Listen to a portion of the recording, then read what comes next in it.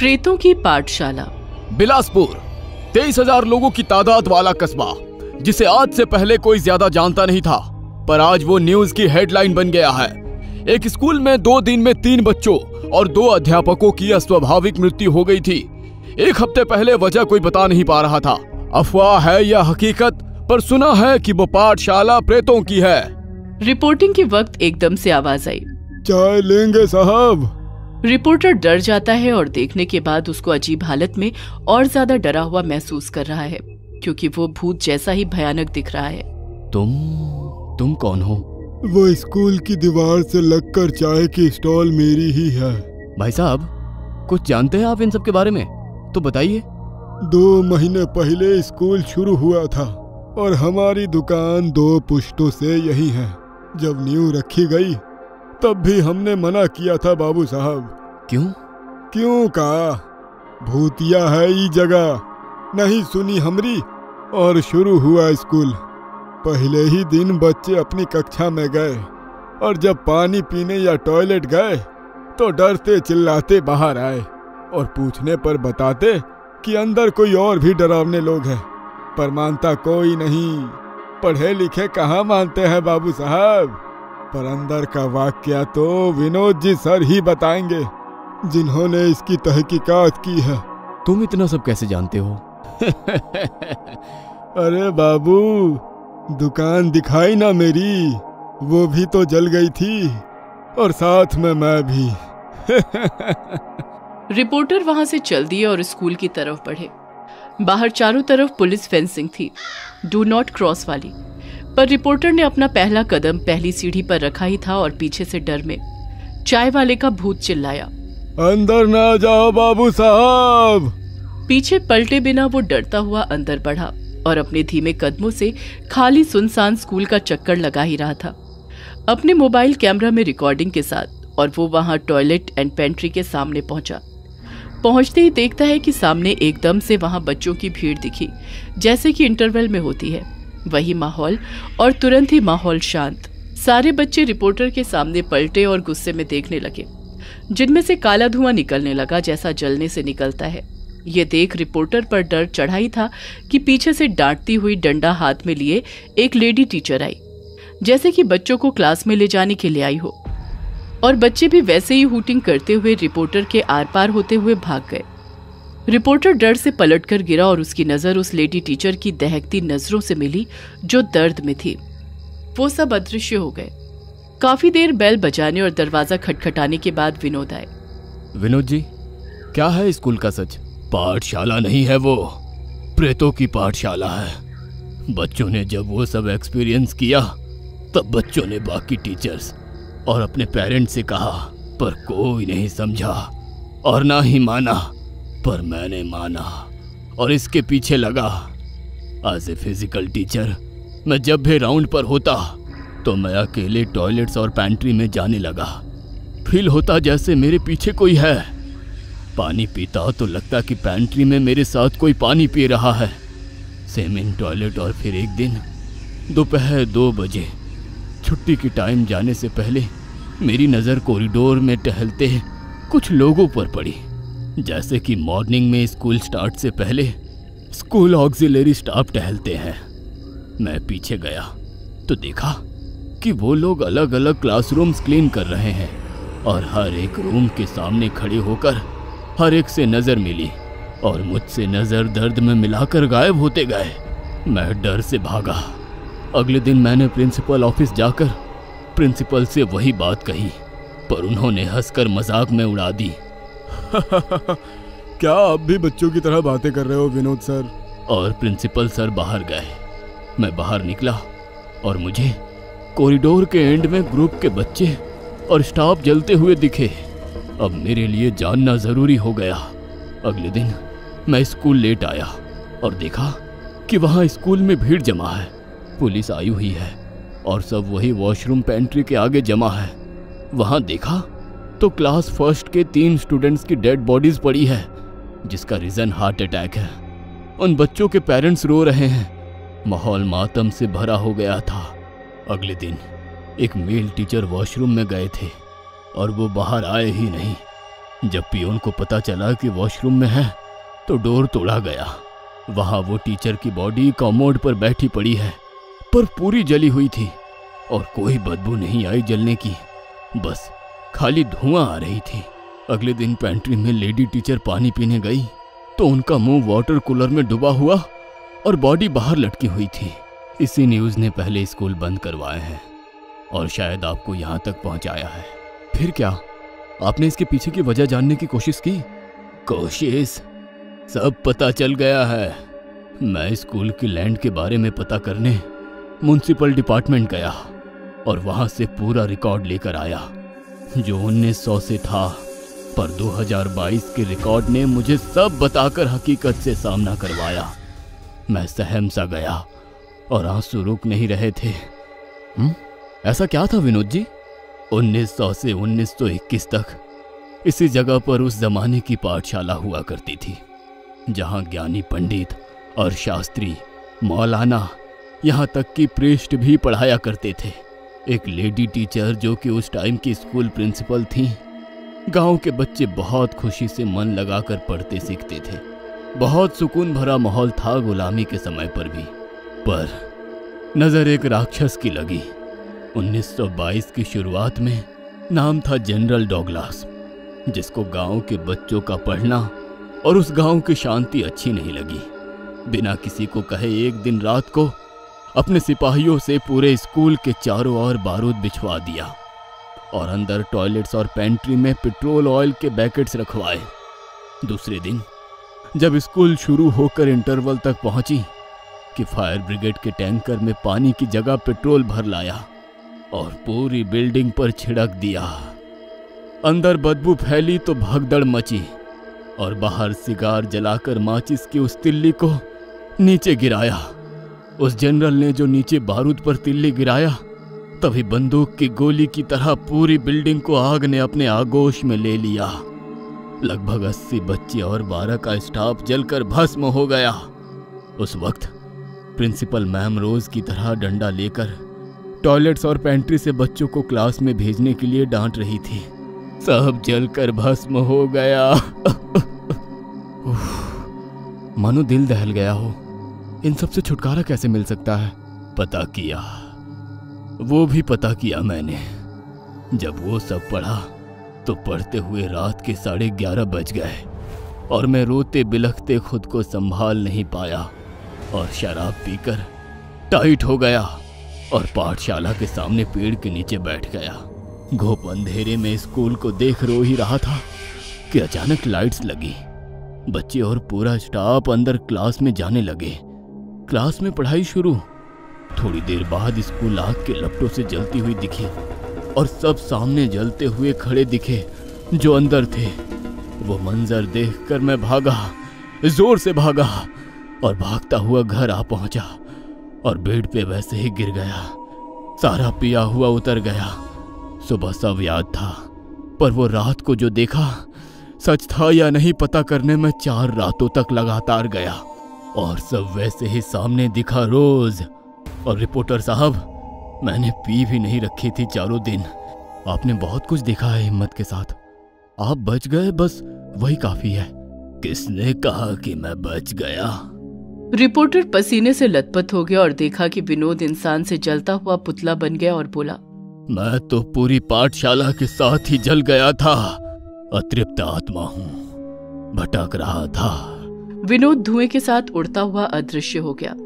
कुछ कहानियां अधूरी रह जाती है क्योंकि उनके पीछे की सच्चाई कोई समाधान नहीं ढूंढ पाती है। ल्यूसीफर्स गिफ्ट। ये कहानी है गोवा के गोवान गाइस की। एक कपल जो कि चाइल्डहुड फ्रेंड से लवर्स और फिर कपल बना। अपर मिडिल क्लास फैमिली से थे दोनों और एक हो गए। Mrs Ayesha and Mrs Johan Rodriguez, a happy Christian couple. शादी के 6 साल पूरे हुए पर कोई बच्चा नहीं। सामाजिक जोर नहीं क्योंकि एक फ्री लाइफस्टाइल सोसाइटी से बिलोंग करते हैं, पर खुद को एक उम्मीद और चाह है जो सबको होती है। मेडिकल चेकअप से पता चला कि दोनों ही ठीक हैं, फिर भी बच्चा नहीं हो रहा है। IVF और सरोगेसी भी ट्राई किया पर कुछ नहीं हुआ। जो कपल बहुत खुश मिजाज था अब दुखी रहने लगा। जोहन एक ड्राई फ्रूट्स का डीलर है तो वो काम में बिजी होकर दिन निकाल लेता है पर रात की सोच दुश्मन बन जाती है और नींद नहीं आती है। 2 रातों बाद झपकी आती है, पर आयशा तो दिन भर तकलीफ और सोच में डूबकर दुखी होती है। इसलिए एक कंप्लीट डे मेड रखी है, जेनी, जो ख्याल भी रखती है और बातें भी करती है। जेनी वहां के चर्च के पादरी की बहन है, तो उसका झुकाव जरा ईश्वरीय शक्ति की तरफ ज्यादा रहता है और वो बातें भी बाइबल की ज्यादा करती है। एक दिन सोहन ने आयशा को कुछ दिन अपने पीहर पुडुचेरी पापा मम्मी के पास जाने को कहा और आयशा ये मानकर चली गई। पुडुचेरी अपने घर में पापा माइकल और माँ मिशेल के पास दिन भर अपनी किस्मत को कोसती रोती रोती देर रात को सो गई। तब उसके पेरेंट्स ने एक दूसरे से बात की, आयशा को सब कुछ बता दो और उसको भी वो करने के लिए मनाओ जिसको करके हमें भी आयशा मिली थी। पर हमें पहले उनसे पूछना होगा, तभी सब कुछ होगा और बेटी को समझा कर वो सब कुछ करवा पाएंगे। चलो, अभी वैसे भी आयशा गहरी नींद में सो रही है। अभी टाइम 1:30 बज रहे हैं, इतनी रात को? तो यही तो मिलने का सही वक्त है, कहा ना चलो। दोनों अपने घर से बाहर गार्डन में आए और घर के पीछे जमीन में एक टैंक के ढक्कन की तरह ढक्कन को खोला, जो कि बेसमेंट है। दोनों सीढ़ियों से नीचे उतरे जहां अंधेरा था। वो दोनों साथ कोई लाइट भी लेकर नहीं गए और खड़े हो गए, दोनों हाथों को बांधकर जैसे किसी को याद कर रहे हैं। और अचानक से ऊपर का दरवाजा बंद हुआ। दोनों ने ऊपर देखा ही था और भयानक भारी आवाज आई, आ गए दोनों, बड़े दिनों बाद याद आई। तभी अंधेरे में कुछ कैंडल्स जली और भयानक सा दिखता एक डेमोन सामने आया। वो बोला, कहो क्या काम है? मेरी बच्ची को भी वही तकलीफ है जो मेरी बीवी मिशेल को थी। बस, कुछ कहने की जरूरत नहीं, अब सब समझ गया, पर शर्त याद है ना? Yes, my lord. Then tell your daughter and get ready her for the Lucifer's gift. Demon अदृश्य हो गया और वो दोनों भी बाहर आकर अपने कमरे में जाकर सो गए। सुबह नाश्ते पर दोनों ने आयशा को समझाया, Look Ayesha and listen to me carefully. It will be good news if you believe. Yes mom, I am listening. सबने हाथों से फोक एंड स्पून रख दिए। आयशा देखो, जब साइंस काम नहीं आती तब सुपर साइंस काम आती है, जिसे हम माइथोलॉजी एंड स्पिरिचुअलिटी कहते हैं। पर हमारा विश्वास उनसे भी ऊपर वाली शक्ति में है, द सुपर नेचुरल पावर, और वो कभी वेस्ट नहीं जाती। और इसका इफेक्ट तुम खुद हो। जो तकलीफ तुम्हें है वो हमें भी थी, और तुम्हारा जन्म भी वैसे ही हुआ जैसे तुम्हारे बच्चे का हो सकता है, अगर तुम चाहो और मानो तो। I want to being a mother and I can do everything. Then listen, एक शर्त है और वो माननी पड़ेगी, वरना बाद में रिजल्ट बहुत भयानक हो जाएंगे। मानो अनकंट्रोलेबल। आप कहिए, मैं सुन रही हूँ। आज रात तुम्हें हम दोनों वहां ले जाएंगे जहां से तुम्हारी इच्छा पूरी होगी, पर शर्त यह है कि वो बच्चा हमारे भगवान का होगा। मीन्स पहला बच्चा वो ले जाएंगे, बाद में चाहे जितनी भी संतानें हो वो तुम्हारी, पर पहला बच्चा उनका अपना गिफ्ट होगा और तुम्हें लौटना होगा। मंजूर है। रात 12:45 पर वो तीनों नीचे आते हैं और वैसे ही डिमोन आकर आयशा से पूछता है, क्या तुम्हें मंजूर है? हाँ। तुम अकेले रुको और तुम दोनों जाओ। ये बोलकर वो अदृश्य हो जाता है और वो दोनों आयशा को अकेला छोड़कर ढक्कन बंद कर चले जाते हैं। अपने कमरे में दोनों लेटे हुए बस इंतजार करते हैं कुछ होने का, और अचानक जोरों से बिजलियां कड़कने लगती हैं। तेज आंधी चलने की आवाज सुनाई देती है, जिससे घर की छत के दरवाजे टकराने लगते हैं। लाइट्स ऑफ हो जाती है और दोनों ऊपर दरवाजा बंद करने साथ जाते हैं। छत पर पहुंचकर आकाश देखते हैं जो कि लाल सुर्ख हो गया है, जिसमें काले बादल मंडरा रहे हैं। तेज आंधी पेड़ों को बेहाल कर हिला रही है और साथ ही ऐसे मौसम में बारिश शुरू हो गई है। बिजलियां कड़ाके से कड़क कर डर का माहौल बना चुकी है। आकाश में ऐसे मौसम से एक आदमी जैसा पंखों से उड़ता हुआ नीचे आ रहा है। धीरे धीरे जो गुस्से में आंखें लाल किए नीचे उतर रहा है। उन दोनों की नजरें उससे मिली और दोनों घुटनों पर बैठ गए। वो आसुरी शक्ति नीचे उतरती है, पंखों के सहारे घर के पीछे उतर गई। मौसम अभी भी वैसा ही है। वो दोनों भीगे हुए छत के दरवाजे को बंद कर नीचे गए और कपड़े बदल कर सो गए, पर सोना किस्मत नहीं उस रात, क्योंकि मौसम की गर्जना और अब बेटी की चीखें सोने नहीं दे रही हैं। 3 बजे एकदम से सब शांत हुआ और फिर दोनों सो गए, जो इतने समय से अपने बिस्तर पर बैठे एक दूसरे को देख रहे थे। सुबह 7 बजे आवाज आई, गुड मॉर्निंग मॉम, डैड। दोनों उठे और देखा कि सामने बेटी और वो एक कातिल मुस्कान से भरी है, जिसमें उस आसुरी शक्ति का अंश आ गया है। अब आयशा अपने पति जोहान को कॉल करके कहती है, यहाँ सरोगेसी से काम हो गया है, कॉन्ग्रेचुलेशंस, जल्दी आ जाओ। Yes my love, thank you baby, today I am the happiest man on the earth, I will be there in the evening. अभी फ्लाइट से निकलता हूँ। जोहान शाम को पहुंच जाता है अपने ससुराल। 1 हफ्ते बीवी के साथ शहर घूमता है और वापस दोनों गोवा जाते हैं। खुशी से अपनी बीवी का ख्याल रखता है, घर पर ही रहता है। बिजनेस उसके वर्कर्स हैंडल करते हैं और इसमें 9 महीने बीत जाते हैं और वो दिन आता है जन्म का। बीवी को हॉस्पिटल ले जाता है। लेबर रूम के बाहर खड़ा बीवी की चीखें सुन रहा है, जो सहन नहीं कर पा रहा है, और हॉस्पिटल से चला गया और देखा कि मौसम एकदम भयानक हो गया है, वैसा ही जैसा उस रात था। एक आदमी आकर बधाई देता है, तब वो अंदर आता है और देखता है कि एक लड़के का पिता बन गया है, पर पास के बेड पर जो थी वो और उसका बच्चा दोनों मर गए। बिकॉज ऑफ नॉर्मल डिलीवरी अगले दिन घर आ जाते हैं। खुशी के माहौल में 1 साल बीत जाता है और सब अपने रोज के काम में लग जाते हैं। पहला जन्मदिन आता है जब उसके नाना नानी भी आते हैं और बेटी को शर्त याद दिलाते हैं, पर वो नहीं मानती। अगले दिन वो दोनों चले जाते हैं पुडुचेरी, पर यहाँ भर रात lights on off, TV on off, bed के नीचे से आवाजें, दोनों को मिरर में कोई दिखना, दीवारों से खून निकलना, सब भयानक और गलत हरकतें होती दिखाई देती हैं। दिन रात कुत्ते रोते हैं, रोज कोई परिंदा घर से टकरा कर मरता है। आधी रात को किसी के दर्द में रोने की आवाजें, ये सब जोहान को बेचैन कर रही है। और इनको देख जेनी आंटी जो मेड है, वो अपने पादरी भाई को बुलाने का कहती हैं और जोहान मान भी जाता है। प्रिस्ट आते हैं और घर में घुसते ही समझ जाते हैं। फिर वो बेबी को देखने कमरे में जाते हैं और उंगली उसके मुंह में डालते हैं कि वो बच्चा इतनी जोर से काटता है कि उंगली ही काट खाता है, और इतना सा बच्चा वो उंगली चबाकर निकल जाता है। ये सब जोहन को डरा देता है। बाहर आकर प्रिस्ट साफ बता देते हैं कि घर में शैतान का बसेरा है और बच्चा शैतानी तोहफा है। जोहान कुछ कह नहीं पाता, बस इतना ही, फादर ये सब कैसे और सही कैसे होगा? देखो, ऐसा बस शैतान से सौदा करने पर होता है और वो केवल बच्चे के पिता या माँ ही कर सकते हैं। इसका इलाज केवल घर का शुद्धिकरण है, जिसमें सबकी जान का खतरा भी है। पर जिसने ये सौदा किया है शैतान के साथ, उसको मेरे सामने सच बताना होगा। Father, my God is my witness, but if Ayesha did this, I will ask her the truth. बस आप तैयारी कीजिए। See you tomorrow. God bless you all. Priest चले गए और जोहान अपनी पत्नी से आंखों में आंखें डालकर सच्चाई पूछता है।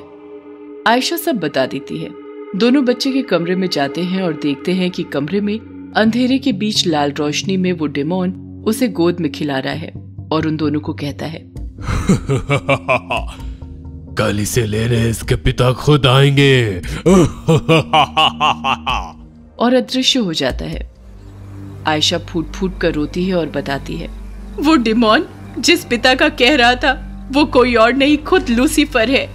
जोहान भागता हुआ चर्च जाता है और प्रीस्ट को सब सच्चाई बताता है और शुद्धिकरण की क्रिया प्रक्रिया उसी समय करने को कहता है, क्योंकि 12 बजे के बाद लूसीफर कभी भी आ सकता है और अब सिर्फ 1 घंटा बचा है। अब पादरी और जोहान घर आकर प्रक्रिया शुरू आवर फादर इन हेवन प्रार्थना के साथ चर्च होली वाटर छिड़कने से करते हैं और वहां जोहान, जेनी एंड आयशा पादरी के पीछे चलते जाते हैं। फिर जब आखिर में बच्चे के कमरे तक फर्स्ट फ्लोर पर पहुंचते हैं कि घड़ी की घंटी बजती है, जिसमें 12 बज चुके हैं और समय थम गया है। पादरी का मुंह सिल जाता है, हाथों से Bible and holy water bottle गिर जाते हैं और वो कुछ बोल नहीं पाता। तभी भयानक मौसम बन जाता है। तभी घर की छत गिरती है और फिर उसमें से उड़ता हुआ उतरता है बड़े पंख और भयानक चेहरा लिए लूसीफर। अपने बच्चे को उठाता है कि आयशा उसके पैर पकड़कर गिड़गिड़ाती है, मुझे ले जाओ पर बच्चे को छोड़ दो। पर लूसीफर इतनी जोर से चिल्लाता है कि दूर तक आवाज जाती है।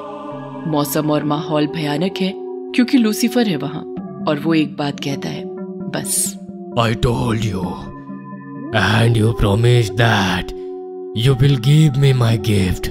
और अब ले जा रहा हूँ। वो लेकर उड़ जाता है, पर जैनी प्रेयर कंटिन्यू करती है कि पीछे खड़ा डेमोन उड़ता हुआ उसके ऊपर झपट्टा मारता है और बाहर की ओर दीवार गिरता हुआ तेजी से ले जाता है। पादरी ठीक हो जाते हैं और प्रार्थना पूरी करते हैं। फिर घर के बाहर आकर देखते हैं कि बहन जेनी नहीं रही। वो दोनों पति पत्नी जमीन पर बैठे रो रहे हैं। तभी अंदर से बच्चे के रोने की आवाज आती है और जोहान अंदर भागता है। अपने बच्चे को सामने देख गोद में उठाकर बाहर आ जाता है। वहीं देखता है कि आयशा की लाश जमीन पर है और आयशा की आत्मा का हाथ थामे लूसीफर ले जा रहा है। भूतनी आंटी। बहुत समय पहले जंगल में एक बहुत ताकतवर भूतनी अपनी भूतनी बेटी के साथ रहती थी। भूतनी अपनी बेटी का बहुत ध्यान रखती थी। वो रोज जंगल से नए और मुलायम जानवर लाकर उसे खिलाया करती थी। माँ, ये खरगोश बहुत मुलायम है, लेकिन ये बहुत छोटा सा था। इसीलिए कल आप मेरे लिए एक मोटी सी भैंस लाना। ठीक है बेटी। मेरी बेटी छोटी छोटी, भैंस मांगे मोटी मोटी। ऐसे ही समय बीतता गया। अब भूतनी बूढ़ी हो गई और बीमार रहने लगी। अब उसकी जगह उसकी बेटी खाने के लिए जानवर पकड़ कर लाने लगी। एक दिन बूढ़ी भूतनी ने अपनी बेटी से कहा, बेटी, अब मैं ज्यादा दिन जिंदा नहीं रह पाऊंगी, इसलिए मैं चाहती हूँ तुम मेरी एक आखिरी इच्छा पूरी करो। बताओ माँ। बेटी, जब मैं छोटी सी थी तब एक बार मेरी माँ शहर से एक मोटा और मुलायम इंसानी बच्चा खाने के लिए लाई थी। मैं चाहती हूँ कि मरने से पहले मैं एक बार फिर से इंसानी बच्चे का स्वाद चखूं। ठीक है माँ, फिर तो आपके अगले जन्मदिन पर हम इंसानी बच्चा ही खाएंगे। इंसानी बच्चे की तलाश में भूतनी शहर की तरफ चल दी। जंगल से मैं आई हूँ, शहर को मैं जाऊंगी। इंसानी बच्चा खाकर अपनी माँ का जन्मदिन मनाऊंगी। शहर पहुंचकर उसने बहुत सारे बच्चे देखे, लेकिन कोई भी बच्चा उसे पसंद नहीं आया। तभी उसकी नजर गट्टू पर पड़ी। ये बच्चा मुझे मुलायम लग रहा है, लेकिन ये तो बहुत पतला है। इसे तो अकेले माँ ही खा जाएगी, फिर मुझे क्या मिलेगा? कोई बात नहीं, मैं इसे खिला खिला कर मोटा कर दूंगी। और वो एक बहुत सुंदर आंटी का रूप लेकर गट्टू के पड़ोस में रहने लगी। फिर एक दिन वो गाजर का हलवा लेकर गट्टू के घर गई। मैं गट्टू के लिए गाजर का हलवा लाई हूँ। Thank you aunty. अब भूतनी रोज किसी न किसी बहाने से गट्टू को स्वादिष्ट खाना खिलाने लगी। इतना स्वादिष्ट खाना खाकर गट्टू बहुत मोटा हो गया। भूखी भूतनी का खाना खाकर गट्टू हो गया मोटा मोटा। अब मोटे गट्टू को खाकर भूतनी भी होगी मोटी मोटी। अगले ही दिन भूतनी आंटी ने गट्टू से कहा, मैं शहर से थोड़ी दूर बने रेस्टोरेंट पर खाना खाने जा रही हूँ। क्या तुम मेरे साथ चलोगे? हाँ हाँ, मैं आपके साथ जरूर चलूंगा। और फिर भूतनी गट्टू को अपने साथ लेकर जंगल की तरफ चल दी। जैसे ही गट्टू ने जंगल देखा, उसने भूतनी से पूछा, आंटी, आप मुझे जंगल में क्यों ले आई? आपने तो कहा था हम रेस्टोरेंट जा रहे हैं। तभी अचानक भूतनी अपने असली रूप में आ गई। तुमने बहुत कुछ खा लिया गट्टू, अब हमारे खाने की बारी है। अब तो भूतनी आंटी हो। भूतनी गट्टू को लेकर अपनी मम्मी के पास आ गई। माँ देखो, मैं इंसानी बच्चा लाई हूँ। इसे खाने में तो बहुत मजा आएगा। उन्हें इस तरह से बातें करते देख गट्टू समझ गया कि उसे इन भूतनियों से बचने के लिए जल्द से जल्द कुछ सोचना पड़ेगा। तभी उसे एक आइडिया आया। अब तुमने मन बना ही लिया है तो तुम मुझे खा लो, लेकिन तुम दोनों में से मेरा दिल कौन खाएगा? इंसान के शरीर में उसका दिल सबसे ज्यादा स्वादिष्ट होता है और जो उसे एक बार खा ले वो उसका स्वाद कभी नहीं भूलता। वैसे मुझे लगता है मेरा दिल भूतनी आंटी को खाना चाहिए, क्योंकि उन्होंने इतनी मेहनत जो की है। नहीं नहीं, तुम्हारा दिल तो मैं ही खाऊंगी, क्योंकि मेरे कहने पर ही तुम्हारी भूतनी आंटी तुम्हें शहर से पकड़ कर लाई है। लेकिन मेहनत तो ज्यादा मैंने ही की है। जब मैं छोटी थी तब मेरी माँ ने मुझे बच्चे का दिल नहीं खिलाया था, इसीलिए इसका दिल तो मैं ही खाऊंगी। ऐसे कैसे? मैंने ज्यादा मेहनत की है तो दिल तो मैं ही खाऊंगी। और फिर देखते ही देखते बहस लड़ाई में बदल गई। बूढ़ी भूतनी ने भूतनी पर जोर से वार किया, फिर भूतनी ने भी बूढ़ी भूतनी पर वार किया। इस तरह दोनों आपस में लड़ते लड़ते मर गए और गट्टू वहाँ से बचकर भाग गया। ये कहानी है एक बहुत ही बड़े मेट्रो सिटी की, जहाँ प्रिया रहती थी। काफी खूबसूरत और यंग थी प्रिया। कुछ सालों पहले शहर में आकर सेटल हुई थी। पेशे से वो एक बैंकर थी। रोज 8 घंटे ऑफिस का काम और बाकी बचा टाइम आराम ही आराम, क्योंकि ना तो उसकी शादी हुई थी और उसके मम्मी पापा भी भैया भाभी के पास थे। मतलब प्रिया अपने आप को ठीक ठाक वक्त दे पाती थी। इन दिनों प्रिया एक किताब पढ़ रही थी जिसमें एक पॉइंट उसे बार बार परेशान कर रहा था। दरअसल वो किताब एक मशहूर लेखिका ने सांपों के बारे में लिखी थी। सुदर्शन, कल मैंने तुम्हारी दी हुई किताब में पढ़ा, उसमें लिखा था कि ये जो कोबरास मतलब नाग होते हैं ना, उनकी कुछ प्रजातियों में ऐसा पाया जाता है कि वो इच्छाधारी होते हैं। मतलब अगर वो लंबे समय तक बिना नागिन में उलझे हुए कुछ साल सीधी चाल भटकते रहे तो फिर जमीन पर रेंगते रेंगते ही अचानक दिव्य बन जाते हैं और फिर जब चाहे तब वो इंसानी रूप में आ सकते हैं, इंसानी मादा को जीतने। कहाँ तुम इन बातों को मानती हो? अरे पढ़कर छोड़ दिया करो ऐसी बातें। नहीं सुदर्शन, मेरी लाइफ में ऐसा ही इच्छाधारी नाग है। What? मतलब वो नाग है कि नहीं ये नहीं पता, लेकिन वो इच्छाधारी जरूर है। प्रिया तुम क्या कह रही हो? मेरी तो कुछ भी समझ में नहीं आ रहा। अंशित नाम का एक लड़का है, मैं उससे प्यार करती हूँ। इतना खूबसूरत है कि मैं तुम्हें बता नहीं सकती। प्रिया, क्या किया अंशित ने? दरअसल बात ऐसी थी कि प्रिया जब एक पार्टी में गई थी तो वहाँ उसकी मुलाकात अंशित से हुई। अंशित एक बहुत ही हैंडसम लड़का था, जिसे देखते ही प्रिया ने प्रपोज कर दिया और फिर दोनों काफी करीब आ गए। अंशित करीब आया, ये प्रॉब्लम तो नहीं हो सकती? अंशित मुझे कभी किस नहीं करता। फिर वो उसकी प्रॉब्लम है। अंशित जिस लड़की को किस करता है वो मर जाती है सुदर्शन। अब ये सुनकर सुदर्शन जोरदार शॉक्ड हो गया। What? प्रिया एक दिन सुदर्शन को अंशित के पास ले गई और सुदर्शन ने अंशित को देखा तो उसका माथा ही घूम गया। अंशित नीचे से सांप बनता जा रहा था और ऊपर से इंसान था।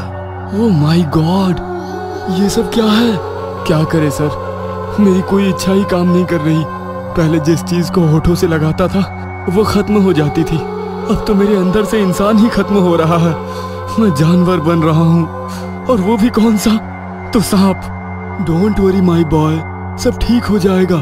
मुझे टेंशन इस बात की नहीं है सर कि मेरा क्या होगा, मुझे टेंशन है कि मेरे बाद प्रिया का क्या होगा। सुदर्शन ने इमीडिएटली उस किताब की ऑथर रंजना का एड्रेस निकाला और सुदर्शन प्रिया को लेकर रंजना के पास आया। देखिए, मैंने आपसे अभी आपके बॉयफ्रेंड अंशित के बारे में सुना और आपको मुझे ये बताते हुए अत्यंत खेद हो रहा है कि वो आपसे लगातार झूठ बोल रहा है। यही ना कि वो छिपा रहा है कि वो इच्छाधारी नाग है, वो तो हमें भी पता है। नहीं, उसका जो खतरनाक झूठ है वो ये है कि वो आपसे प्यार करता है। ये सुनकर तो प्रिया के साथ साथ सुदर्शन भी हिल गया। मैम, कैसी बातें कर रही हैं आप? वो तो प्रिया को हद से ज्यादा चाहता है। तकलीफ में भी बस प्रिया के बारे में ही सोच रहा है। जानवर अपनी फीमेल को हद से ज्यादा नहीं चाहते। हमारी वाली हदें उन्हें लागू नहीं होती। वो बस फ्लेवर लेते हैं और मौसम टूटते ही छोड़ देते हैं। यहाँ उल्टा हो रहा है। मतलब वो आपको अपनी दुनिया में ले जाना चाहता है, क्योंकि वो इच्छाधारी है और इच्छा पूरी करने के लिए अलग अलग ढोंग रच रहा है। और सेम यही एक्सपीरियंस प्रिया ने रात को लिया। जब वो पूरी तरह सो रही थी, तब अंशित अचानक भयानक सा नाग बन गया और प्रिया से लिपट गया। वो प्रिया के होठों को डसना चाहता था, लेकिन डस नहीं पाया। प्रिया झट से जाग गई और उसने नाग को अपनी मुट्ठी में पकड़ लिया। काटो मुझे, मार डालो, क्यों रुके हो, मार डालो। नाग वापस आधा इंसान बन गया। माफ कर दो प्रिया, पता नहीं मुझे ऐसा क्या हो गया, मुझसे रहा ही नहीं गया। मैं जानती हूँ क्या इरादे हैं तेरे। मुझे अपनी दुनिया में ले जाना चाहता है ना तू। अंशित गुस्सा हो गया, काफी ज्यादा भयानक दिखने लगा और जोर से चिल्लाया। हाँ, मैं तुम्हें ले जाना चाहता हूँ अपने साथ, अपनी दुनिया में। मैं करीब 100-2 साल बिना नागन के रेंगता रहा। अब इच्छाधारी बनने के बाद ऐसी नागन पाना चाहता हूँ जो बस मेरी हो और किसी की नहीं। ऐसा कहकर अंशित जोर जोर से हंसते हुए हमला करने ही वाला था कि तभी सुदर्शन ऑथर रंजना को लेकर वहां आया। रंजना ने झट से फूंक मारी और अंशित इच्छाधारी नाग से नाग की छोटी सी गोली बन गया। रंजना ने वो गोली उठाकर एक शीशी में भर ली। आपका बहुत बहुत धन्यवाद रंजना, लेकिन आप इसे इच्छाधारी नाग की गोली बनाकर क्या करेंगी? रंजना मुस्कुराते हुए बोली, डोंट वरी, ऐसे सैकड़ों नागों से रोजाना रात खेलती हूँ मैं। और फिर रंजना झूमती हुई निकल गई।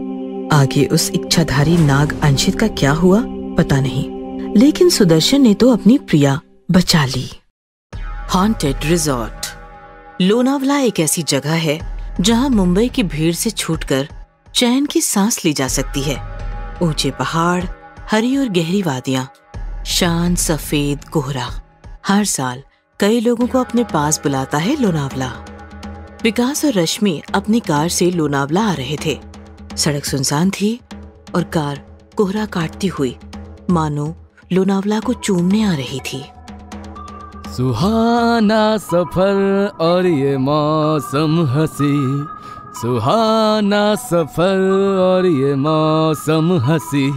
हमें डर है हम खो न जाए कहीं, सुहाना सफर और ये मौसम हंसी। हो और कार एक काफी पुराने रिजॉर्ट के सामने रुक गई। रिजॉर्ट अतिथि। पीछे बहुत सारे नए रिजॉर्ट्स थे, हम वहाँ भी तो ठहर सकते थे। अरे मुंबई से जो आएगा वो वहीं ठहरेगा। भीड़ बढ़ जाएगी तो मजा नहीं आएगा, हमें यहाँ एकांत मिलेगा। शादी के 7 साल बाद भी तुम इतने रोमांटिक हो सकते हो। मैंने सोचा नहीं था। विकास मुस्कुराया और फिर दोनों रिजॉर्ट के अंदर पहुंचे।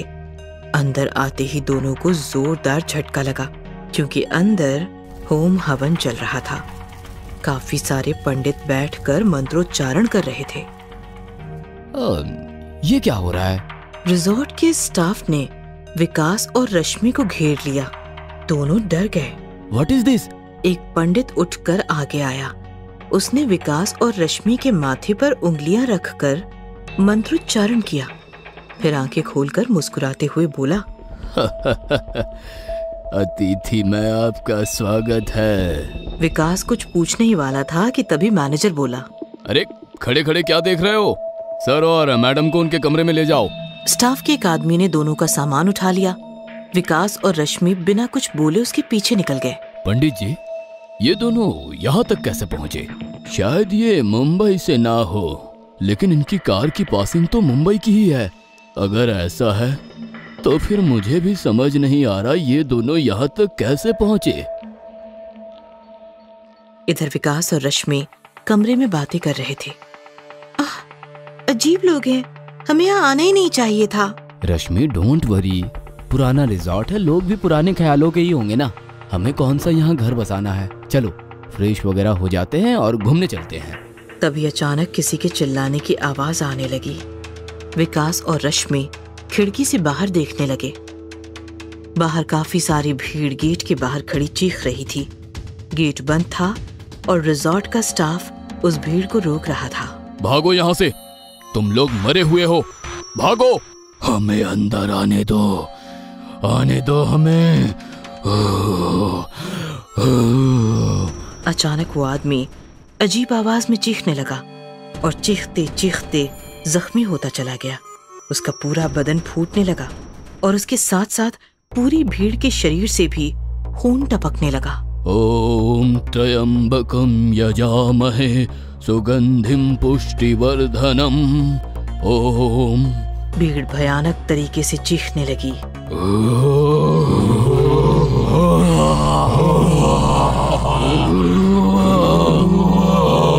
देखते ही देखते नजारा इतना भयानक हो गया। मैंने कहा था ना तुमको, यहाँ जरूर कुछ गड़बड़ है। चलो चलते हैं यहाँ से। रश्मि, डरो मत, मैं हूँ ना, तुम रुको, यही मत देख कर आता हूँ। विकास मैनेजर को जाकर पूछने लगा, यहाँ क्या हो रहा है, हमें कोई बताएगा? आप तो ऐसे पूछ रहे हो जैसे आपको कुछ पता ही नहीं। अगर ऐसा है तो हमें रुकना ही नहीं यहाँ, हम जा रहे हैं। आप यहाँ से नहीं जा सकते। नहीं जा सकते मतलब? कौन रोकेगा हमें? आप? मैं नहीं, उन मरे हुए लोगों की भीड़ जो बाहर रिजॉर्ट को घेर कर बैठी है। आप मुंबई से आए हैं ना? हाँ, लेकिन बात क्या है, कौन थे वो लोग? दरअसल आज सुबह मुंबई और लोनावाला के बीच जो पहाड़ है वो अचानक टूटकर गिर पड़ा, जिसके नीचे सैकड़ों लोग दबकर मर गए। वो सब उन्हीं लोगों की भूत है जो रिजॉर्ट में घुसना चाहते हैं। एक बार वो अंदर आ गए तो फिर कभी बाहर नहीं जाएंगे, इसलिए सुबह से होम हवन चल रहा है यहाँ ही नहीं, लोनावाला के सभी रिजॉर्ट में किसी को एंट्री नहीं मिल रही। क्या बात कर रहे हो? रास्ते में हमें तो कोई पहाड़ नहीं मिला गिरा हुआ। वैसे कुछ हुआ होता तो हम यहाँ तक पहुँचते कैसे? हम भी पहाड़ के नीचे गिरकर मर जाते ना, क्योंकि हम भी तो सुबह ही निकले थे मुंबई से। यही तो हमें समझ नहीं आ रहा, तुम लोग यहाँ तक पहुँचे कैसे? हमें वो जानना भी नहीं है, हम जा रहे हैं यहाँ से। विकास अपने कमरे में आया तो कमरे में रश्मि नहीं थी। विकास ने बाहर देखा तो रश्मि बाहर रिजॉर्ट का गेट खोलकर खड़ी थी। रश्मि, ये क्या किया तूने? वो घायल थे, बच्चे बूढ़े भूखे प्यासे रो रहे थे, अंदर आना चाहते थे। वो कौन? रश्मि ने हाथ उठाकर विकास को दिखाया। विकास ने गेट के बाहर देखा तो बाहर से अंदर काफी सारे भयानक भूत रोते चीखते चिल्लाते बीवी बच्चों के साथ अंदर रिजॉर्ट में भाग रहे थे। अचानक रश्मि बेहोश हो गई। विकास ने रश्मि को संभाला और वो रिजॉर्ट के अंदर जाते हुए भूतों को देखता रहा। सारे भूत अंदर चले गए। विकास ने झट से रश्मि को कार में डाला और कार मुंबई की तरफ घुमाई। रश्मि बेहोश थी। विकास कोहरे में कार चला रहा था। थोड़ी देर बाद रश्मि को होश आ गया। रश्मि, डोंट वरी, हम बच गए हैं। रिजॉर्ट में रहते तो मर जाते। रश्मि मुस्कुराई और गाना गाने लगी। सुहाना सफर और ये मौसम हंसी, हमें डर है हम खो न जाए कहीं। सुहाना सफर और ये मौसम हंसी। विकास ने सामने एक पहाड़ देखा जो गिरा हुआ नहीं था, बहुत बड़ा और मजबूती से खड़ा था। पहाड़ देखकर विकास भी रश्मि के साथ गाने लगा। सुहाना सफर और ये मौसम हंसी, हमें डर है हम खो न जाए कहीं। और अचानक पहाड़ थरथराया, मानो भूकंप हो रहा हो। विकास और रश्मि हंसते हुए अपनी ही धुन में गा रहे थे। जैसे ही उनकी कार पहाड़ के नीचे पहुंची, पहाड़ फिसलकर कार पर गिरा और विकास, रश्मि हमेशा हमेशा के लिए सुहाने सफर में खो गए। भूतों की बारात। ये खौफनाक कहानी है सोलापुर शहर की। सोलापुर में भेड़ी बाजार नामक एरिया था। वहां से एक बारात गुजर रही थी। दूल्हा था चंदेर। चंदेर बहुत ही खुश था। अरे नाचो, ये रघु नाचना, शराब कम पड़ गई है क्या? चंदेर के सारे दोस्त शराब पीकर टुन्न थे और उछल उछल कर डीजे के पीछे डांस कर रहे थे। बारात भेड़ी बाजार की गलियों में गुजर रही थी। लोग अपने घरों के सामने खड़े होकर बारात देख रहे थे। पटाखे फूट रहे थे, पैसों की बरसात हो रही थी। माहौल काफी रंगीन था। अरे आगे बढ़ो, हॉल काफी दूर है, चलो आगे बढ़ो। ए बूढ़े, दिमाग मत खा, इतनी जल्दी है तो जा तू मंडप पे कर ले शादी। बूढ़ा गुस्सा हो गया और चंदेर के पास जाकर शिकायत करने लगा। चंदेर बेटा, कैसे दोस्त है तुम्हारे? ना बात करने की तमीज है, ना समय का अनुमान है। उन्हें समझाओ बेटा, अब बहुत हो गया नाचना कूदना। अरे चाचा, दिमाग मत खराब करो यार, शादी बार बार थोड़ी होती है, नाचने दो उन्हें। तुम्हें तकलीफ हो रही है तो जाओ मंडप पे बैठ जाओ। अब दूल्हा भी ऐसी बात करेगा तो भला किसको गुस्सा नहीं आएगा। बूढ़ा चाचा गुस्सा हो गया और अपने सारे रिश्तेदार लेकर आगे हॉल की तरफ निकल गया। अब बारात में सारे यंग लड़के ही बचे थे जो शराब की बोतलें उल्टी कर रहे थे और बस नाच रहे थे। रात बढ़ रही थी लेकिन बारात आगे बढ़ने का नाम नहीं ले रही थी। डीजे जोर जोर से बज रहा था। लड़के हंगामे कर रहे थे जिससे वहाँ के लोकल लोग परेशान होने लगे। अरे नाचो! एक आदमी चंदेर के पास जाकर बोला, ये भाई सुन, बहुत हुआ तुम लोगों का, अब निकलो यहाँ से, सोने दो हमें, नहीं तो पूरी बारात पीटी जाएगी। ये शरीफों का मोहल्ला नहीं है, याद रखना। चंदेर डर गया और अपने दोस्तों से बोला, भाइयों चलो चलते हैं यहाँ से, सोना है लोगों को। क्या यार चंदेर, तू तो बोला था रात भर हंगामा होगा और अब बोल रहा है चलो। अरे यार, बारात हॉल में ले जाने को थोड़ी कह रहा हूँ, बस इस मोहल्ले से चलो। वो देखो सामने, वहाँ पुल के सामने सुनसान जगह है, वहाँ ले चलो डीजे। डीजे मोहल्ले से भगाकर पुल के पीछे सुनसान अंधेरे में रोका गया। फिर से गाना शुरू हुआ और बेवड़े दोस्त पागलों की तरह झूमने लगे। तभी अचानक डीजे बंद हो गया और यकायक अंधेरा फैल गया। सारा माहौल अचानक सुनसान। अरे यार, अंधेरा कैसे हो गया? बत्तियां जलाओ। तभी घनघोर अंधेरे में डीजे बजने लगा। सबने डीजे की तरफ देखा तो सब हिल गए। डीजे पर काफी सारे भूत बैठे हंस हंस कर झूम रहे थे। सारे बेवड़े डर के मारे इधर उधर भागने लगे। चंदेर का घोड़ा भी बौखला गया। अचानक जोर जोर से पटाखे बजने लगे, तेज हवा चलने लगी। नाचो रे। देखते देखते भूतों का तांडव शुरू हुआ। चंदेर और उसके बाराती फटी आंखों से वो नजारा देखकर रो रहे थे। चंदेर, ये क्या है यार? अब मुझे थोड़ी पता ये क्या है। भूत काफी अजीब तरीके से नाच रहे थे। थोड़ी देर नाचने के बाद डीजे अचानक रुक गया और सारे भूत चंदेर और उसके दोस्तों की तरफ बढ़ने लगे। सारा माहौल एकदम टाइट था। सारे बेवड़े पसीना पसीना थे। सारे भूत बेवड़े बारातियों के पास जा पहुंचे। सबकी सांसें तेज हो गईं। बजाओ। फिर से डीजे शुरू हुआ। एक भूत खास डीजे में बैठकर ऑपरेट कर रहा था। नाचो हमारे साथ, नहीं तो यही मुर्दा बन जाओगे। चंदेर के बेचारे बेवड़े दोस्त भूतों के साथ नाच भी रहे थे और रो भी रहे थे। उनकी ये हालत देखकर भूतों को और मजा आ रहा था। भूत जोर जोर से चीख रहे थे, याहू! आज मेरे यार की शादी है, आज मेरे यार की शादी है। एक भूत चंदेर के पास आया और उसने चंदेर को अपने कंधे पर उठा लिया। छोड़ो मुझे, छोड़ो, बचाओ, छोड़ो। नाच, नहीं तो पूल के नीचे फेंक दूंगा। चंदेर डर गया और भूत के कंधे पर बैठकर बदन हिलाने लगा। भूत चंदेर को लेकर सुनसान अंधेरे में पुल की तरफ बढ़ने लगा। अरे नाच तो रहा हूँ, पुल के पास क्यों ले जा रहे हो? छोड़ो मुझे, छोड़ो। लेकिन भूत चलता रहा और पुल पर जाकर रुक गया। चंदेर ने नीचे नदी में देखा।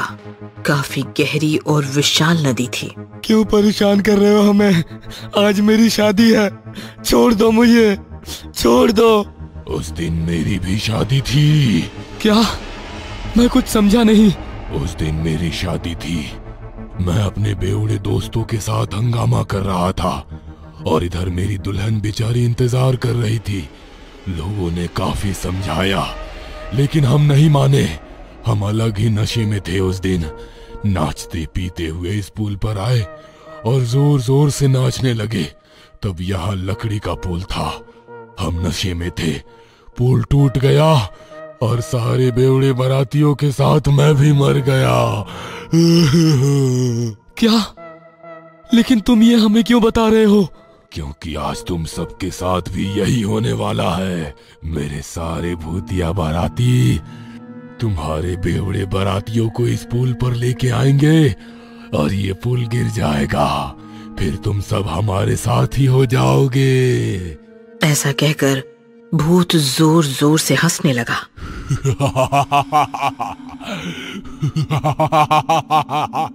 नहीं नहीं नहीं। तभी अचानक लाइट आ गई और चंदेर ने देखा कि वो डीजे के सामने घोड़े पर बैठा है। वहाँ कोई भूत नहीं है। अरे क्या लफड़ा है यार, पैसा लेना है या नहीं? आधा घंटा हो गया, डीजे लगाओ। नहीं शिवा, अब सीधे मंडप पे चलते हैं। चढ़ गई है क्या तुझे? हाँ? नहीं, पूरी उतर गई है। अरे चलना, पुल पर डांस करते हैं, पुल डांस। देखो तुम्हें जाना है जाओ, मैं नहीं आऊंगा। मुझे मरना नहीं है, शादी करनी है। फिर चंदेर अकेला ही घोड़ा लेकर मंडप की तरफ निकल पड़ा और उस रात एक भयानक हादसा होते होते रह गया। भूतिया डाकिया। ये बात उस जमाने की है जिस जमाने में मोबाइल नहीं थे, इंटरनेट नहीं थे, सोशल मीडिया भी नहीं था। एक दूसरे से बात करने के लिए लोग एक दूसरे को खत लिखा करते थे। डाकिया घर घर जाकर खत बांटता था। ये कहानी उस जमाने की है जिस जमाने में डाकिया लोगों की जिंदगी का एक अहम हिस्सा हुआ करता था। रघु नाम का एक डाकिया था। वो दिन भर साइकिल से शहर की हर गली घूमता था और घर घर खत बांटता था। रात का समय था, आखिरी खत बचा था। रघु अपनी साइकिल लेकर खत देने चला गया। आज तो बहुत रात हो गई, घर गया तो बीवी जरूर डांटेगी। रघु पते पर पहुंच जाता है। डाकिया आया है, डाक लेकर आया है। अंदर से ना कोई जवाब आता है और ना कोई दरवाजा खोलता है। सुनो, आपका खत आया है। लगता है सब सो गए। रघु दरवाजे पर टक टक आवाज करता है तो दरवाजा अपने आप खुल जाता है। रघु अंदर जाता है तो दरवाजा बंद हो जाता है। लगता है कोई गड़बड़ है। कोई है? मैं डाकिया, डाक लाया हूँ। तभी एक चुड़ैल हंसती हुई अंधेरा चीरकर रघु के सामने आ जाती है। चुड़ैल को देखकर रघु अंदर से तो बहुत डर जाता है, लेकिन बाहर से होशियारी से पेश आता है। लगता है मैं गलत घर में आ गया हूँ, माफ कीजिए। चुड़ैल जोर जोर से हंसने लगती है। तू एकदम सही घर आया है। कई सालों से मैं इस मकान में बंद पड़ी थी। तूने ये दरवाजा खोलकर मुझे आजाद कर दिया। बहुत अच्छा काम हो गया मेरे हाथों से। भगवान मुझे दुआ देगा। मैं चलता हूँ। ऐसे कैसे जाने दूं? हाँ? तुम्हारा इरादा क्या है? दरवाजा तो तूने खोल दिया, अब मुझे बाहर घुमाओ, बाहर की दुनिया दिखाओ, मेरे खाने का प्रबंध करो। ये मैं कैसे कर सकता हूँ? बहुत आसान है, मैं तुम्हारे शरीर में घुस जाती हूँ। चुड़ैल रघु के शरीर में घुस जाती है और रघु जोर जोर से हंसने लगता है। रघु घर आता है। पापा आ गए, पापा आ गए, पापा आ गए। पापा क्या हो गया आपको? कहाँ मर गए थे? इतनी रात हो गई, घर क्यों नहीं लौटे? रघु घर का दरवाजा बंद कर देता है और जोर जोर से हंसने लगता है। शराब पी ली क्या? हंस क्यों रहे हो? मैं रघु नहीं, चुड़ैल हूँ। ये सुनकर रघु की पत्नी और उसका बेटा कांपने लगते हैं। रघु अपने बेटे को और पत्नी को मार देता है और उनका खून चूस लेता है। सुबह होती है।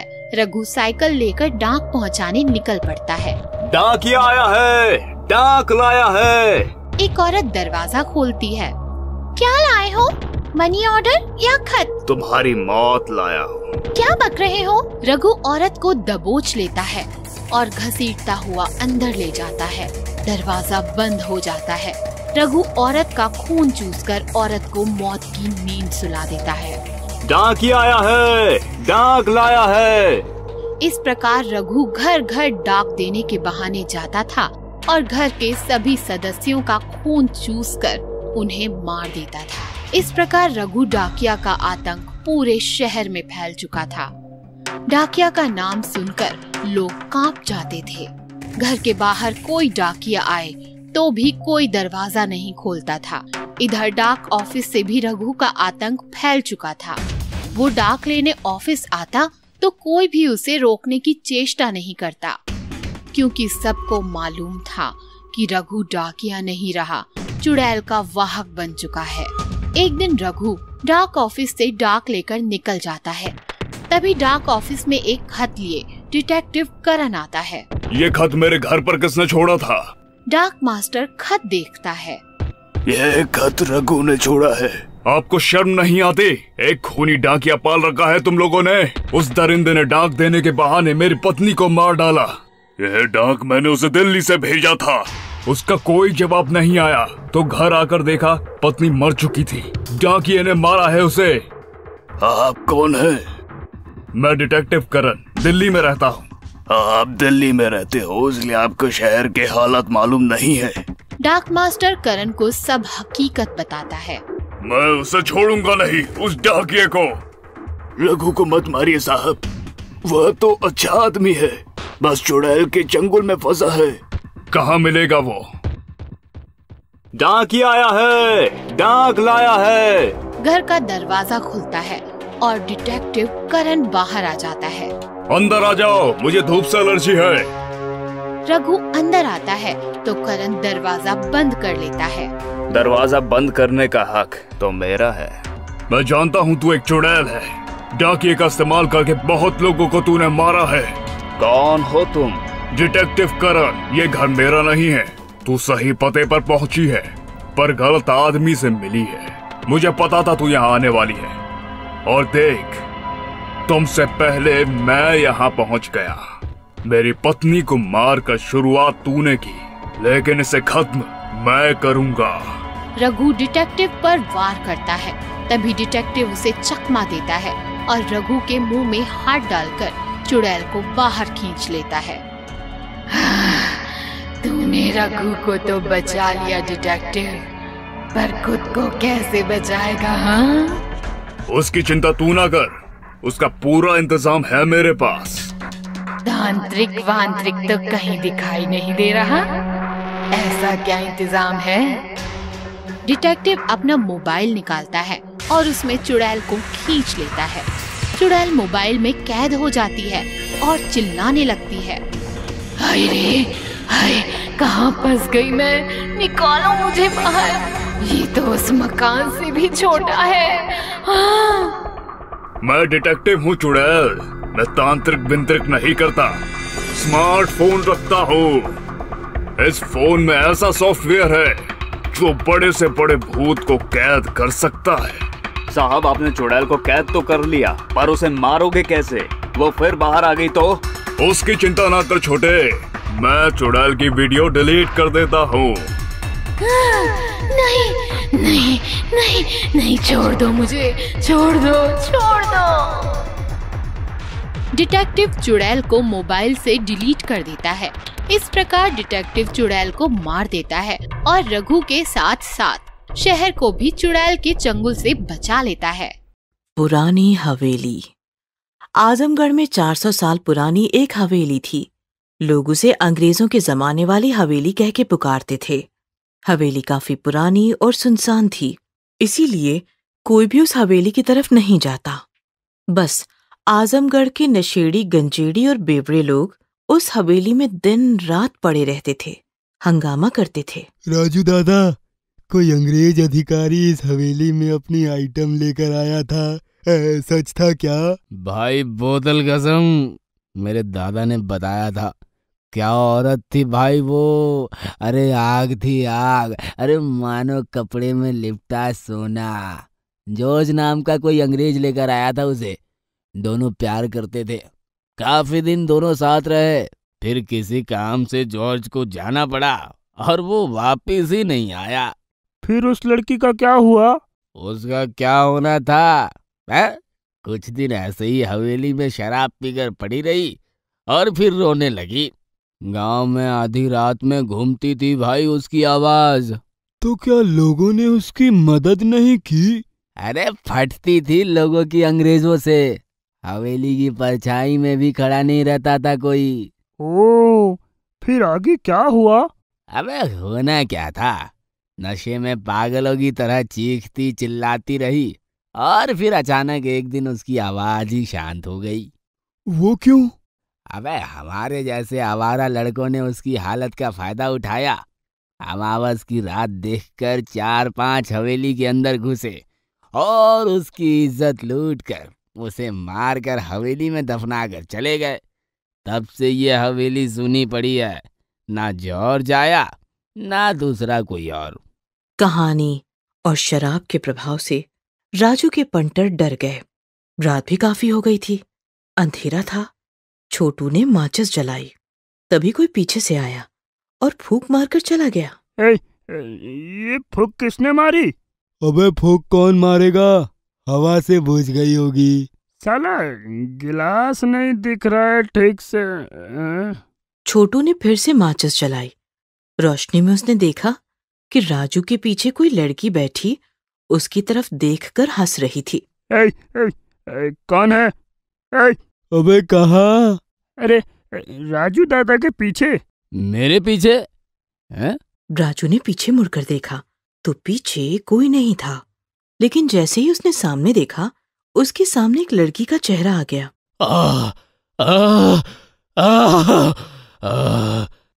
राजू दादा क्या हुआ? राजू काफी डर गया था, फिर भी हंसते हुए बोला, अरे कुछ नहीं, मैं तो बस डरा रहा था तुम्हें। चलो चलते हैं यार। क्या हुआ राजू दादा? लगता है तुम दोनों को चढ़ गई है। ऐसा कहकर बंटी ने नीचे अपनी बोतल देखी तो बोतल वहां नहीं थी। अरे मेरी बोतल कहाँ है? अरे हमें क्या पता, बोतल संभाल नहीं पा रहा और बोलता है चढ़ी नहीं है। तभी बंटी ने देखा कि उसकी बोतल हवेली के दूसरे कमरे में रखी हुई है। क्या यार, क्यों खेल रहे हो मेरे साथ? वो देखो बोतल उस कमरे में है। तो जाना लेकर आ। बंटी बोतल लेने के लिए दूसरे कमरे में आया। जैसे ही बोतल उठाकर वो पीछे मुड़ा, उसकी चीख निकल गई, क्योंकि उसके पीछे एक भयानक भूतनी खड़ी थी। भूतनी झट से रूप बदलकर एक खूबसूरत लड़की बन गई और बंटी के गले लग गई। डर के मारे बंटी की आवाज नहीं फूट रही थी। George, George darling, I love you. मैं जॉर्ज नहीं हूँ, छोड़ो मुझे। पता है तुम जॉर्ज नहीं हो, जॉर्ज तो तुम्हारे पीछे खड़ा है। बंटी ने पीछे मुड़कर देखा तो पीछे जॉर्ज का भयानक भूत खड़ा था। बंटी चीख पाता उससे पहले ही जॉर्ज का भूत बंटी के शरीर में घुस गया और बंटी लड़की की तरफ देखकर मुस्कुराया। लड़की भी मुस्कुराते हुए भयानक भूतनी बन गई और फिर गायब हो गई। इधर राजू और छोटू बंटी को पुकार रहे थे। ए बंटी आना, ए बंटी बोतल मिली क्या रे? ए बंटी। लगता है बंटी वही बोतल के साथ लुढ़क गया। तभी बंटी बोतल लेकर आया। उसकी आंखें, उसका रवैया, सब कुछ बदल चुका था। बैठ बंटी। बंटी, तू हमको पागल समझता है? हाँ क्या रे साला, मैंने तुमको ये कहानी क्या सुनाई, तुम लोग मुझे ही बनाने लगे। ये माचिस बुझाकर बोलता है किसने बुझाई, तू बोतल उधर रख कर आया और फिर बोलता है बोतल किसने छिपाई। सब नौटंकी है साला। राजू दादा, झिलमिल की इज्जत लूट कर उसे दफना दिया उन लोगों ने। उसी रात जॉर्ज लौट कर आया और उसने झिलमिल को हवेली में दफनाया हुआ पाया।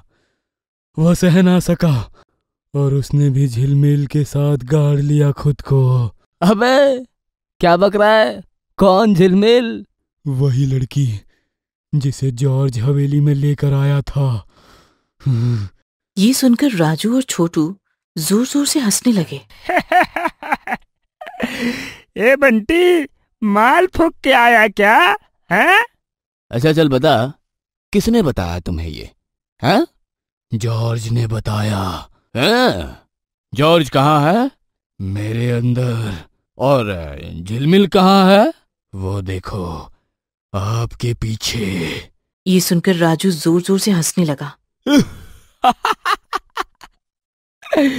ए छोटू, देख बंटी क्या बक रहा है। वो लड़की मेरे पीछे है। लेकिन छोटू को साफ सूंघ गया था। राजू दादा पीछे देखो। राजू ने पीछे देखा तो सच में उसके पीछे झिलमिल का भूत खड़ा था। राजू जोर से चिल्लाया, तभी पीछे से बंटी ने बोतल से राजू का सिर फोड़ दिया। कांच के टुकड़े टुकड़े हुए और राजू भी फर्श पर बिखर कर मर गया। ए बंटी, अरे ये क्या कर दिया तूने? बंटी नहीं, जॉर्ज। तभी झिलमिल का भूत छोटू की तरफ बढ़ने लगा। छोड़ो मुझे, मत मारो, मैं कभी नहीं आऊंगा यहाँ। छोड़ो। मैं तो चाहती हूँ तुम यहाँ से जाओ ही मत। मतलब? झिलमिल का भूत छोटू के शरीर में घुस गया और अचानक छोटू का रवैया बदल गया। वो बंटी की तरफ देखकर मुस्कुराने लगा। बंटी ने छोटू को अपनी बाहों में भर लिया। हमें इंसानी शरीर मिल गया झिलमिल। कितने साल तड़पे हैं एक दूसरे को छूने के लिए, आज ये दो जिंदा शरीर मिल गए। अब हम एक दूसरे से कभी जुदा नहीं होंगे। सालों साल इसी हवेली में साथ रहेंगे, एक साथ रहेंगे। मुझसे और इंतजार नहीं होता जॉर्ज। चलो, मुझे बेडरूम में लेकर चलो। बंटी ने छोटू को अपनी बाहों में उठा लिया और वो छोटू को लेकर हवेली के अंदर वाले कमरे की तरफ निकल पड़ा।